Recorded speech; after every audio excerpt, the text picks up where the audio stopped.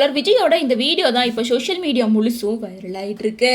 அதாவது செங்கல்பட்டு மாவட்டம் நெம்மேலியில் இருக்க கடல் நீரை குடிநீராக்குற திட்டத்தின் கீழ் 2465 கோடி ரூபாய் மதிப்பில் 3வது ஆலை அமைக்கிற பணிகள் நடந்துட்டு இருக்கு.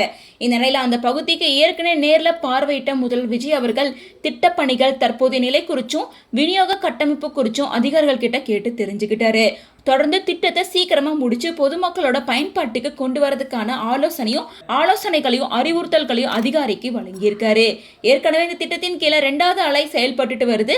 நாளொன்றுக்கு 110 மில்லியன் லிட்டர் கடல் நீரை குடிநீராக்குற வகையில் அமைக்கப்பட்டிருக்கு.